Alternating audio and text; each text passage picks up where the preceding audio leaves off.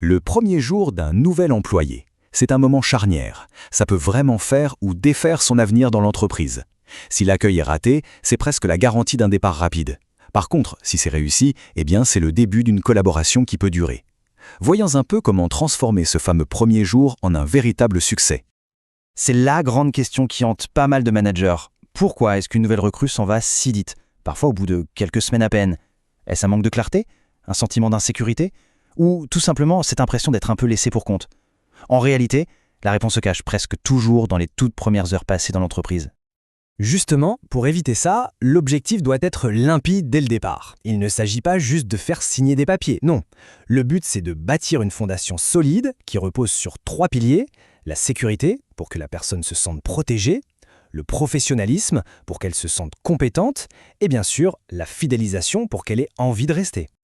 Et pour y arriver, il y a un parcours bien balisé, en 4 phases très claires. Tout commence par la préparation, bien en amont de l'arrivée, et ça se poursuit jusqu'au suivi continu, qui est la clé d'une intégration réussie sur le long terme.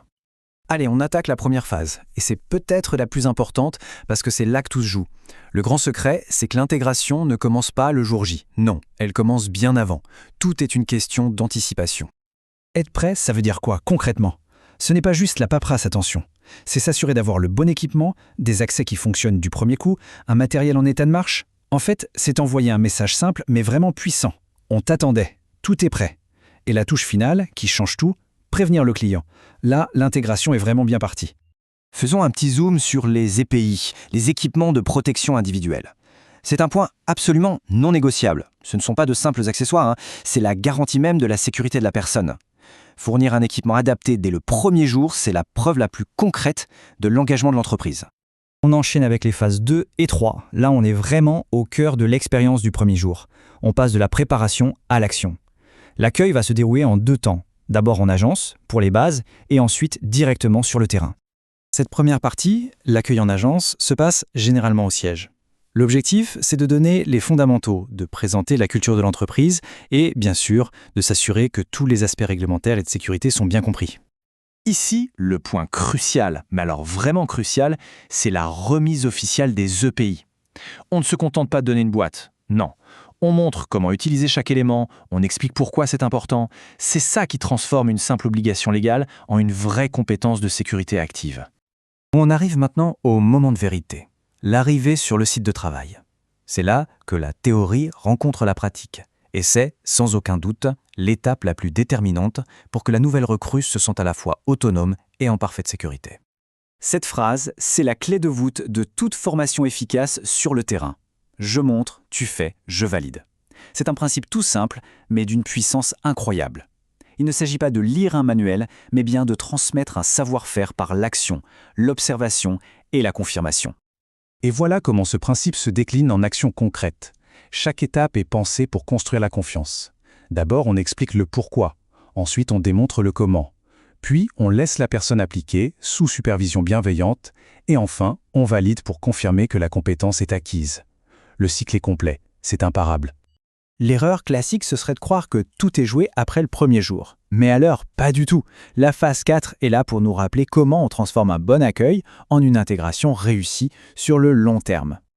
Le suivi, c'est un processus, ce n'est pas un événement ponctuel. Un simple débrief à la fin du premier jour, ça peut désamorcer tellement d'inquiétudes. Un point au bout d'une semaine permet de s'assurer que tout roule. Et l'évaluation après 1 mois, elle, permet de formaliser les progrès et de préparer la suite. Allez, pour finir, en petit bonus très pratique. Connaître les bonnes choses à faire, c'est bien, mais connaître les erreurs à ne surtout pas commettre, c'est souvent encore plus efficace pour garantir le succès. Jetons un œil aux 5 cartons rouges de l'accueil. Ce sont les erreurs qui peuvent anéantir en quelques minutes tous les efforts qui ont été faits jusque-là. En fait, chaque erreur est l'exact opposé des bonnes pratiques qu'on a vues. Donner du matériel sans expliquer à quoi il sert, c'est inutile. Laisser quelqu'un seul trop vite, c'est une source d'anxiété énorme. Mettre la pression sur le rendement avant la maîtrise de la sécurité, c'est juste dangereux. Et ne laisser aucune trace écrite, ça rend tout suivi impossible. Ce sont des pièges faciles à éviter quand on a un minimum de structure. Et voilà, donc une vue d'ensemble pour récapituler. Chaque étape a son objectif clair et des preuves concrètes qui montrent que l'objectif est bien atteint. De la préparation jusqu'à la fidélisation, chaque phase a son importance et ses livrables. C'est ça, la définition d'un processus maîtrisé de A à Z. Et on termine sur cette question, pour réfléchir un peu. Au fond, Est-ce qu'un processus d'intégration, c'est juste une liste de cases à cocher?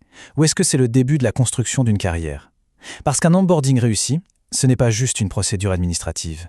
C'est le tout premier chapitre de l'histoire qu'un employé va écrire avec l'entreprise. C'est l'acte fondateur qui montre qu'on n'investit pas seulement dans un poste, mais bien dans une personne.